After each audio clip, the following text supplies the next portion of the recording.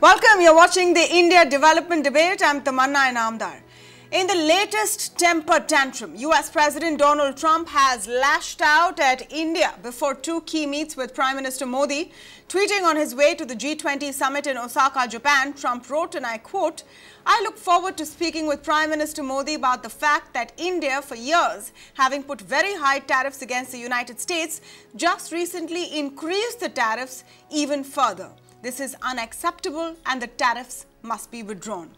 By the way, Trump has had a tirade in store for Japan, the hosts, and another US ally, Germany as well.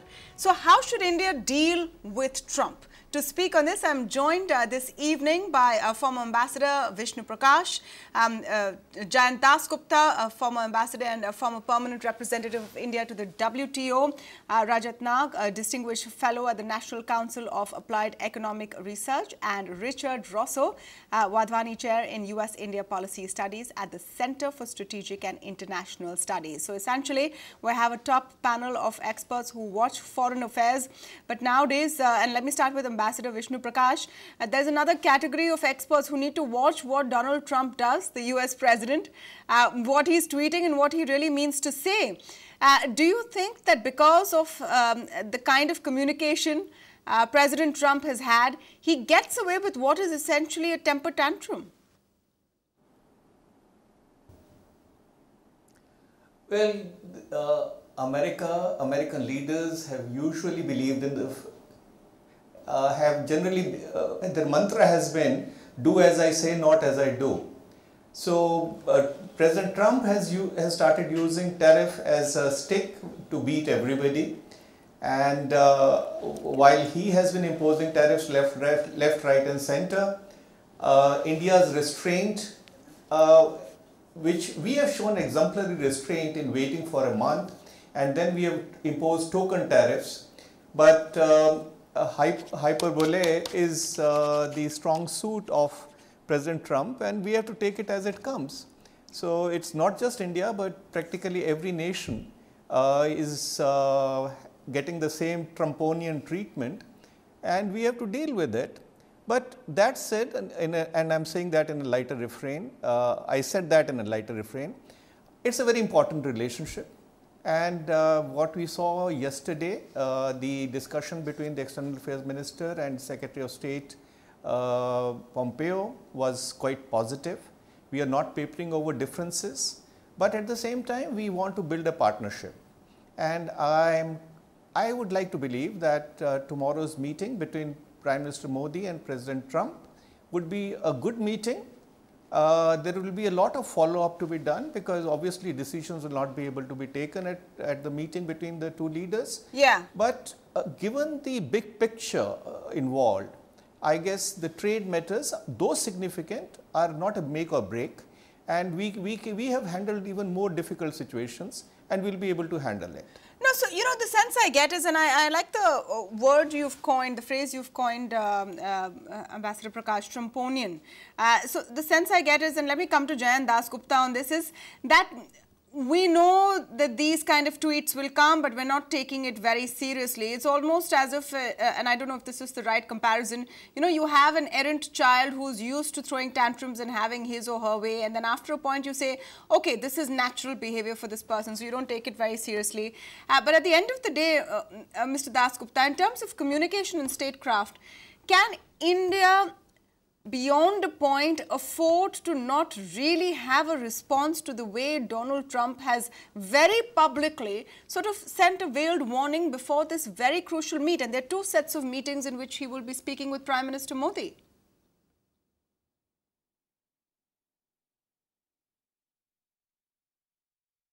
I think this is part of President Trump's persona, that he raises issues when the other leader is not there, and he raises it at a high pitch, and perhaps the expectation is that the other side would back off a little bit and give concessions. That could be one interpretation. The second point is that President Trump has been raising this issue time and time again about India being a high tariff country. And we have been at pains to explain to the US that most of the US exports to India, for instance, come in at very low duties. For instance, we have been buying a lot of oil and gas from the US, and all that comes in at near zero duty. Then we buy a lot of rough diamonds from the US, that comes in at zero duty.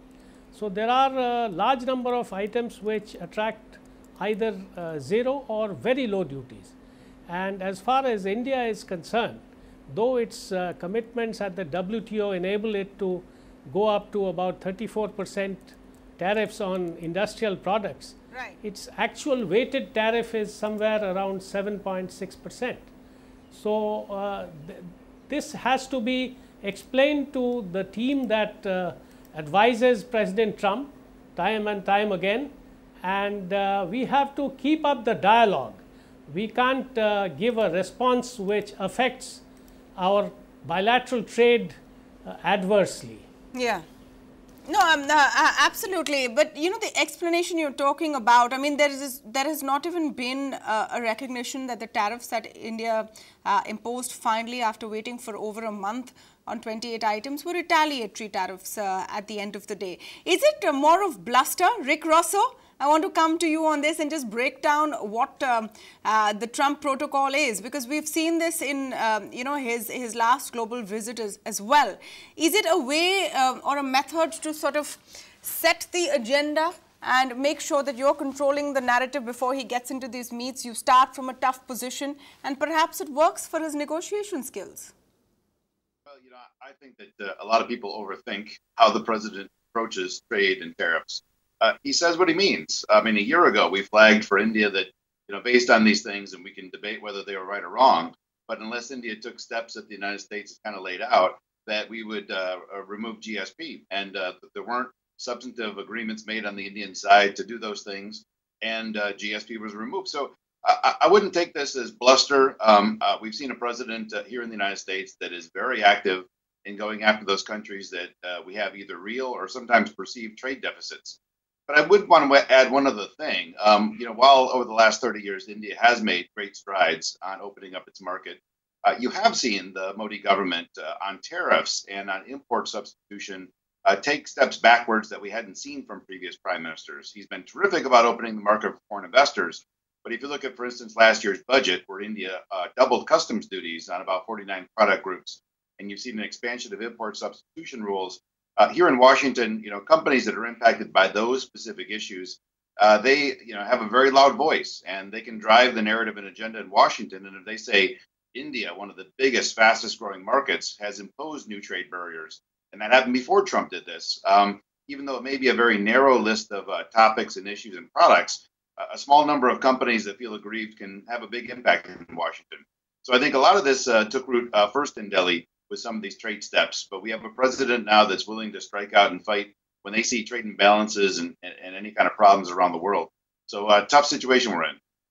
So interesting perspective there from Rick Rosso, and quite different from what our previous two speakers were saying, that, you know, this is Trump, and let's not, you know, let it ruin everything. Let's see what actually happens when we get onto the negotiating table. Rick Rosso points out that this president speaks his mind. And, you know, Rajat Nag, why don't you come in on the point that Rick has just made, that on trade tariffs, India has held back, the Modi government has held back, and the Americans are going to push their case on it.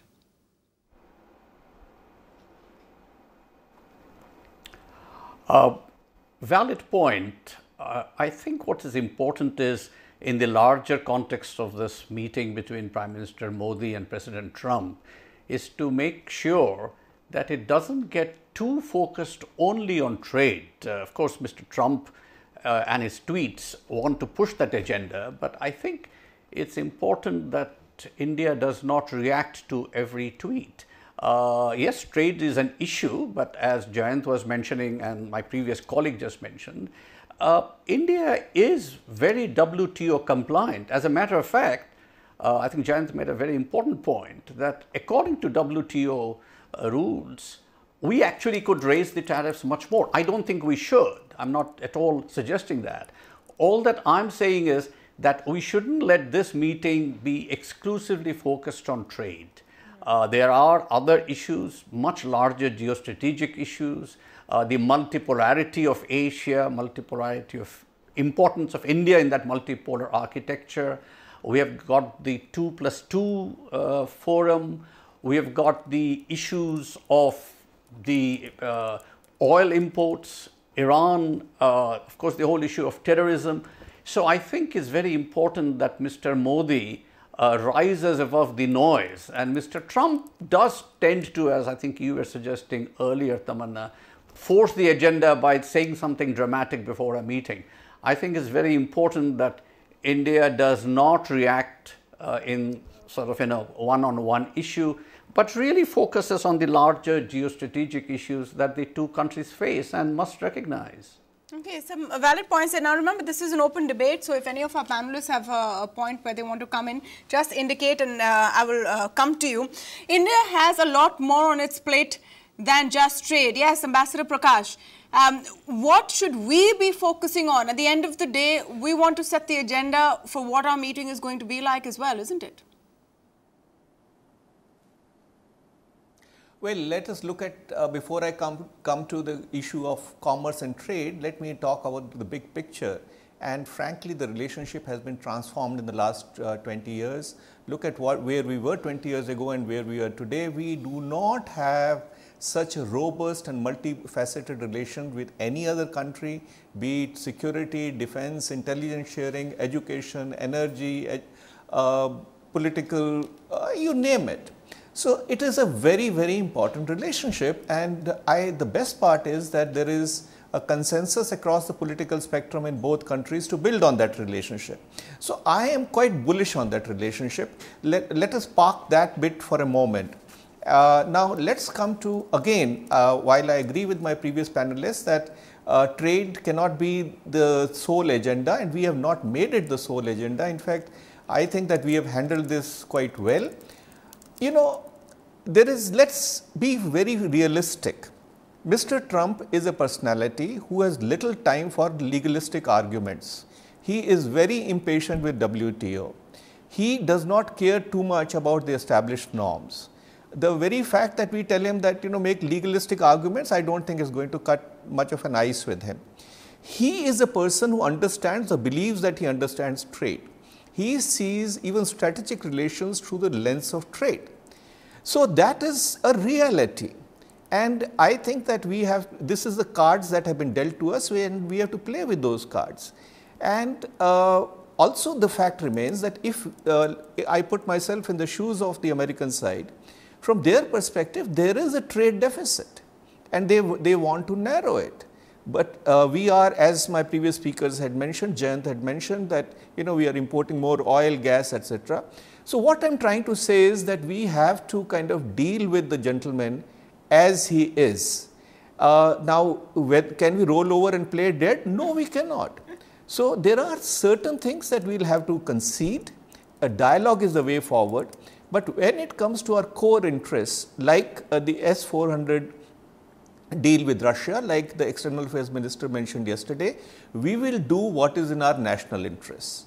So again, what we come to that is that we have to have a patient dialogue. Yeah. We have to look at it from their prism also. For example, the e-commerce platforms that they are talking of, their concerns about the data localization. They have their point of view, we have ours. So there has to be give and take, Tamanna, and there is going to be a cost to everything. So when you build a relationship, you have to concede some. That's my view. No, so absolutely, there are a lot of sticking points, and a little bit of kite flying on how India does its art of diplomacy. Rick Rosso, could it be that these retaliatory tariffs that India has imposed on the United States on 28 items could be sort of a carrot as well, because India frankly has bigger fish to fry? So if this is what is bothering President Trump, we could come back on that and then say, hey, let's talk now about the Triumph deal, let's talk about, CAATSA, let's talk about other issues, data localization, and put that on the table if this is the most bothersome issue. Do you think that that's how this could also pan out, and that would be sort of an interesting thing to watch? I doubt it. When you think about the relative weight for India and the United States to each other. The United States is the only country that India has any kind of major trade surplus, and that's both in goods and services. So I think the United States' importance to India as a trade partner vastly outweighs India's importance to the United States. So India making small moves, imposing tariffs, taking them away, I don't know that that's going to necessarily win the day. I think it has to go back to some of the root issues that have wound their way into the White House, onto the short list. Some of them I think are pretty intractable, and they've been on the agenda for quite some time, like India making changes to its Patents Act or the ability to issue compulsory licenses. Other ones, India has shown some flexibility, like medical device price controls. But I think we got a lot more negative on the table today. Frankly, when I think of a leaders meeting, I just hope that both agree not to make things worse. The United States is looking at a 301 review, particular tariff lines, and could really tighten the screws. The United States is looking at limitations on skilled workers in various forms. India, for its part, suddenly in some speeches tying together potential limitations on data flows. A lot of that was in train even before this trade fight began. So I think that's kind of backdating some moves that were already in progress.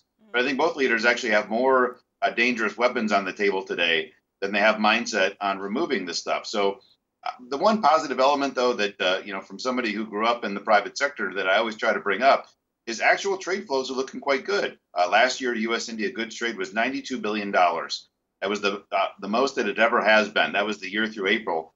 And U.S. exports grew by 26%, which is a pretty big bump. So, despite this negativity between our national capitals for valid reasons, at least you do see real companies in the real world finding good opportunities for trade. And focus on that, because that's way more important than all the policy debates we can have. Real companies are finding real opportunities to trade and move goods. Absolutely, absolutely. But because we're focused on the G20 summit and those meetings which take place tomorrow, and of course that a very interesting tweet from President Trump, we are going to have to look at that, the relationship and where that give and take comes in. Rajat Nag, do you agree with Rick Rosso? Does the situation look as grim to you as he is talking about some issues which are completely intractable on both sides?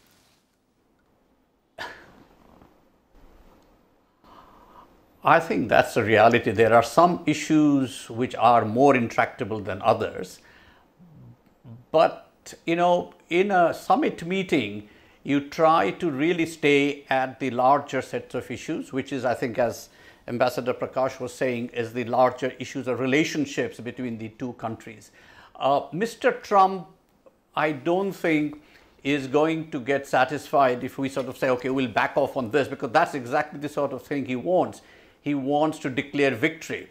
I think we should handle this, just like the ambassador mentioned, in a very mature way, talk about our national interests, and I think the Americans recognize that they will not always intersect with theirs, and keep that dialogue going. I don't think we can get bogged down in specifics that Mr. Trump sort of keeps throwing at.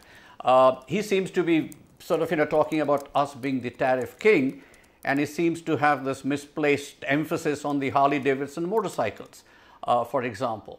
I think the issue of data localization that a colleague mentioned, or the issue of e-commerce, those are very important. Those are actually the big ones. Quite frankly, I don't know if the two leaders can sort of get into those details at a meeting like they'll have.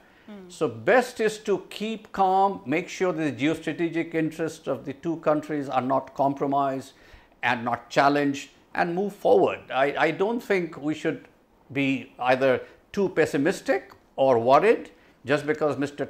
Trump has tweeted something. And on the other hand, we can't take what the President of the United States says lightly. Okay, well, I don't know if we should take some comfort in this or not, but we're not the only ones. Trump has had a lot to say about Japan, who are the hosts, and let me just put out that graphic for you, what he said in a news interview before the summit, where he talked about taking another look at a very old treaty between Japan and the United States. Those were some interesting comments he put out in that interview, and he says, if Japan is attacked, we fight World War III, we go in and protect them, but if we are attacked, Japan doesn't have to help us at all. They can watch on a Sony television. Then he has, of course, the long-standing grouse with Germany as well. and about NATO security. So he's sort of setting the stage that I'm going to come in here and I'm going to talk about issues I want. Again, let me come back to that. Jayant Dasgupta, does this make it a tougher gig for Prime Minister Modi? Because his meetings with Trump so far have been fairly successful. There has been a good sort of chemistry there. It was there with the Obama administration as well. Prime Minister Modi, of course, going back with a second mandate, a big one. Do you think this is going to be tricky terrain in that sense, in those one-on-one meets?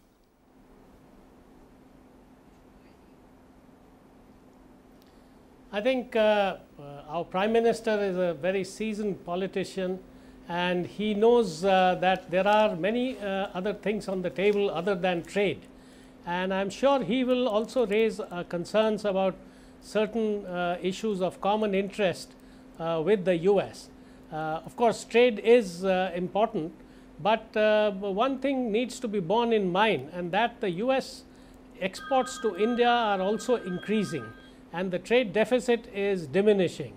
So we need not focus too much on just the trade deficit, because it is receding, it is diminishing.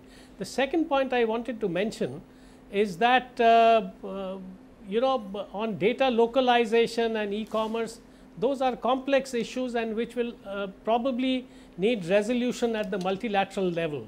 We will not be able to find out a bilateral solution to issues which affect India's relations with other countries. And if our national interests are to be protected as we perceive them, then we can't concede ground at a bilateral summit which takes place only for about half an hour or so. And so there has to be a lot of discussions amongst officials of the two sides, along with other major countries which would have a bearing on this issue. So we have to, I agree with Vishnu and Rajat, that we need to also emphasize our problems, our aspirations, and our common problems, where we need to cooperate with the US to find solutions. Let's talk about some of the other issues. And one last thing I wanted to mention. Sure. Go ahead, Mr. Dasgupta. One last thing, the thing is that, when we are looking at a much larger picture of building up a strategic relationship and taking it to the next level, we should, considering the present incumbent in the White House, we should avoid providing irritants in the relationship, so to the extent possible. So if we take a strategic decision, if we take a bold decision which is going to affect the US badly, then it is all right. But if it is in our strategic interest to do so, but otherwise these minor irritants, I think, should be removed from the process, so as not to give cause for offense. Put simply, you're saying let's pick our battles when it comes to President Trump. So is the big one then the S-400 deal, which Ambassador Jaishankar also made very clear is something that India would not want to compromise on. And let me come to Vishnu Prakash on that comment. What are the big ones for India where we really need to stand our ground? Well, Tamanna, there are lots of big ones. Certainly India's security and defense concerns, challenges are the big one. Terrorism is the big issue. And here again the US is working with us, but let's face it, their perceptions are different. They belong to a different geography. I was a little surprised when yesterday Secretary of State mentioned that Iran is the biggest sponsor of terrorism, state sponsor of terror. Maybe it was the heat of Delhi that he slightly forgot about another country called Pakistan. Yeah. So, we have a lot to do with each other, whether it is education, whether it's energy. Energy security is an important thing. But again, when it comes to Iran and the issue of oil, I'm afraid, like all other partners and friends of the US, we will also have to kind of bite the bullet and compromise, because every major country which is energy dependent is getting affected. So that is the joy and challenge of dealing with a preeminent power. I don't want to use another adjective which readily comes to my mind. Please do. But Please you know, do. Please again, do. the important thing is that it is a very important relationship, and we both need each other. It is not just that India needs US. No, but I Ambassador know Prakash, we need the US for let me go of back reasons. to what Rick Rosso said a few minutes ago, and I'm paraphrasing you, Rick. Tell me if I'm wrong. What I understood from your last statement and comment on the debate was essentially that you know, India needs the United States more than the United States needs India. As a trade partner, I think in defense and security, it's a bit of a mix. The United States, when we think about the primary security concerns we have, two countries come immediately to mind, Russia and China. India so far is on the opposite side about how we consider Russia, the longstanding relationship India has, the pending defense purchases, including the S-400.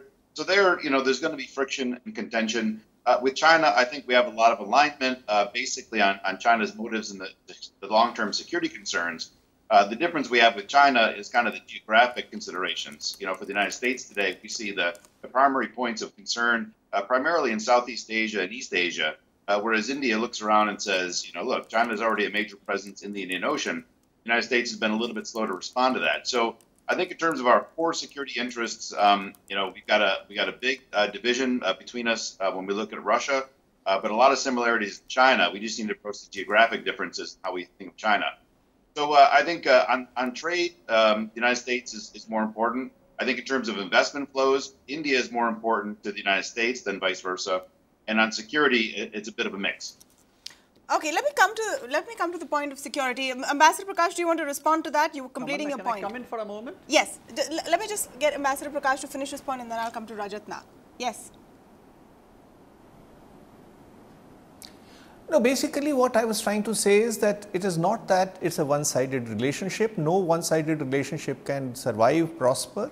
It's a relationship with where each side needs the other. Yes, obviously. Again, I am being very frank. We have a vision of economic development. We are a $2.8 trillion economy. We want to be a $5-10 trillion economy. I mean, on economic side, on technology side, we need the US. I mean, let's face it. There's no point being in denial. But when it comes to the overall geopolitical interests of both countries, US needs India as much as India needs the US. And that is what is actually panning out. So it is a relationship which is maturing. There are lots of commonalities, and I guess the convergences far outweigh the divergences, which are transitory, and we have to stay the course, both sides. We need to be realistic, and we are being realistic. I must say that I am quite impressed at the manner in which we are handling the relationship. Okay. But when it comes to, I mean, small bits which make somebody happy, I mean, President Trump is very fixated on Harley Davidson. For heaven's sake, I mean, you know, okay, let's give him a lollipop if he wants. I'm sorry to say that, but it's almost like a petulant child wanting a lollipop. Yeah, you're So, you're underlying what I said in the note, beginning of this show, Ambassador Prakash, that, you know, when you have a child who keeps throwing tantrums and finds that he gets what he wants when he throws the tantrum, at some point you have to shut off the tap and not encourage that behavior. Anyway, no, I was taking it further from what you mentioned. I remembered your point, and I was basically taking further your point that, you know, you have to do it. So, but yeah. Yeah, and Rajat Nag wants to come in. Yes, Mr. Nag.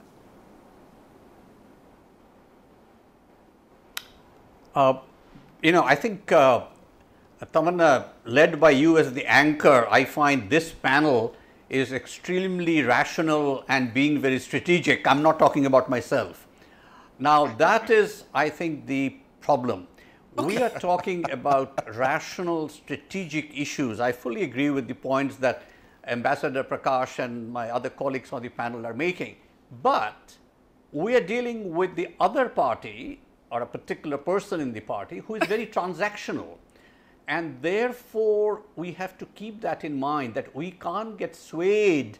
You know, I don't mind giving lollipops here and there, But more important is that India must keep the geostrategic, the larger issues, our national interest in mind. And you can't deal with a transactional president always on a transactional basis. So we have a sort of dilemma here, strategic aspects, which is exactly what should drive dialogue between two big countries, powerful countries like US and India, and a person who wants wins no matter what it really means, or a transaction. So we've got to balance that. That's my only point. I fully agree with the point that Ambassador Prakash just made. Okay, I don't know, Mr. Nag was paying us a compliment here on the India development debate, or pointing out how fruitless or how difficult it is to deal with Trump. I think Mr. Dasgupta wants to come in.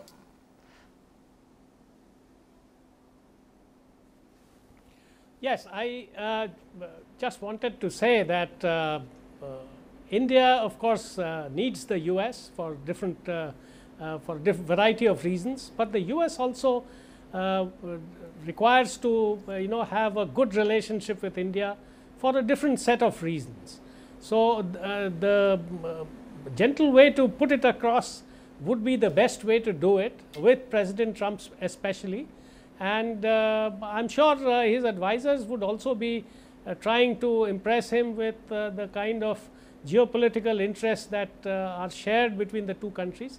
And by 2027, we are going to be the most populous nation on the earth. We are already the 5th or 6th largest country in terms of the economy. We are soon going to become the 4th, and then perhaps the 3rd. So it is something which the US just can't ignore.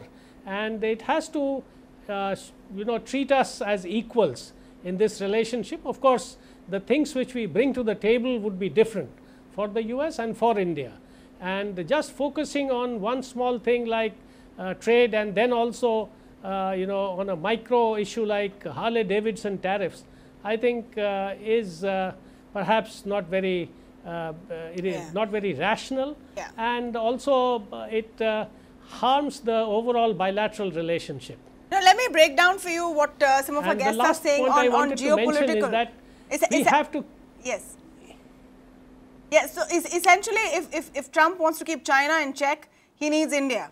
Let me put it down in one sentence so that anyone watching can figure out what all of our veteran policy watchers are saying in guarded tones. Rick Rosso, quick response before I go to Ambassador Prakash on the way the meeting that is going to come has been described, and kind of what procedure or what plan India should adopt when dealing with Trump. I think at this point, I just hope the two leaders agree not to do any further damage. We have some other big summits coming up, the 2+2, which should happen in late summer or fall. I believe Prime Minister Modi may come out to the United States for the UN General Assembly opening. So agree to stop the damage, agree to engage in dialogue, set up the leader summit so we can begin repairing the damage. That's what I hope for right now. Absolutely. Maybe talk about something else, maybe the weather. Ambassador Prakash. Well, let us give the credit where it is due. I think that there is a public position, there is a posturing.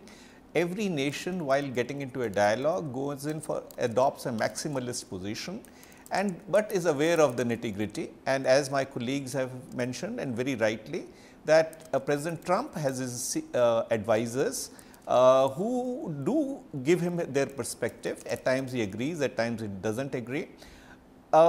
Jayant mentioned, and I completely agree with my good friend Jayant, that Prime Minister Modi is an astute leader, he is an astute diplomat, and then in our External Affairs Minister, we cannot have a better negotiator. So as I see it, I wish I was a fly on the wall to listen to what was happening there, but as I see it, the sides are going to be a cordial discussion. They will stake out their positions, they will respectfully listen to each other, and then they will ask their senior officials, and maybe we'll have a 2+2 meeting soon, to kind of get down to the drawing board and sort it out. And I am very convinced that we'll be able to sort it out, because this relationship is too big to allow small irritants to impede the progress. No, absolutely, absolutely. But they aren't, like a lot of our panelists have been pointing out, they're not just small irritants. So on some issues, there is sort of a red line also being drawn, and one of them, and I want to quickly talk about data localization, because we focused a lot on the personality of Donald Trump, but one of the key issues is going to be data localization. And even as Mike Pompeo was here yesterday, the Reserve Bank of India reiterated its position on data localization and saying that any transactions involving Indian customers the data has to be stored in India. And if it needs to be on foreign shores for whatever reason, in 24 hours it needs to be deleted from there and brought back. Mr. Nag, I'm going to come to you with this question. If you have to identify the top 2-3 issues which are going to develop going forward, will data localization be a key one?